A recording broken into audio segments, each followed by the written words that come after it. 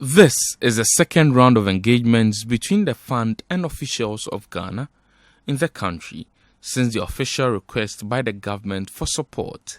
This round of engagements will, amongst other things, focus on a debt sustainability analysis to determine whether the country needs debt restructuring. Prior to the arrival of the team, conversations of a debt restructuring had become rife, with the global economic platforms like Fitch and Bloomberg hinting of ongoing conversations by government to restructure local debt servicing. But this was not taken lightly by some economists, as they argued that any decision to restructure debts will have a negative toll on the financial sector.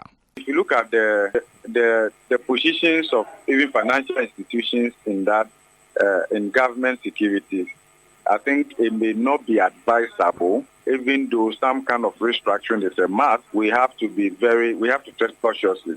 I'm saying so because if you look at the local inflation rate, which is 33.9%, it tells you that the real return on the yield in this domestic market itself is already negative.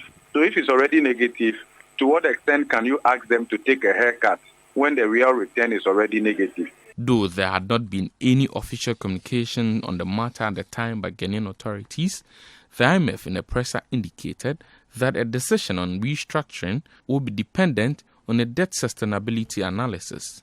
On Ghana,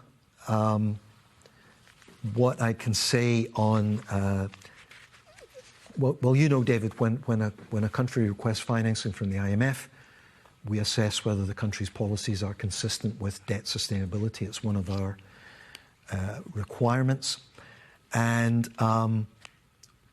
we still need to conduct a thorough update of the debt situation in Ghana through our debt sustainability analysis. It will be a new DSA. David, I know you're familiar with the DSA. So not yet in a position to comment on that. We, hopefully able to update you in the context of the discussions that are ongoing. The last of such analysis was published in 2021, which indicated that public debt was sustainable on the condition that there is a rigorous and credible implementation of the medium-term consolidation plan to put debt on a declining trajectory. But analysts within the space maintain an IMF support program cannot be secured considering Ghana's economic challenges without a debt restructuring. Costs have thus heightened for stakeholder engagement before any decision is taken.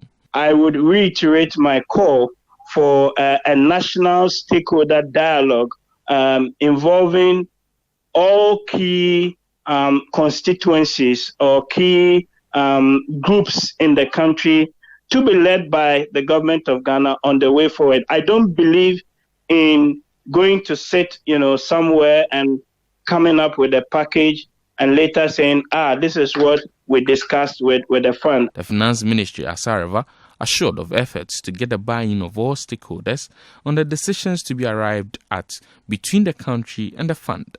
The Minister of Finance has thus allayed the fears of Ghanaians that the decision would disrupt the financial sector.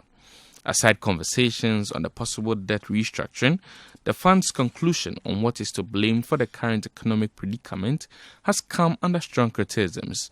Former President John Mahama and the National Democratic Congress have disagreed with the government and IMF position that COVID-19 and the Russia-Ukraine war is to account for Ghana's challenges. But the fund has insisted on its stance, and the government of Ghana is set to form a 5-member committee to engage stakeholders across the financial sector.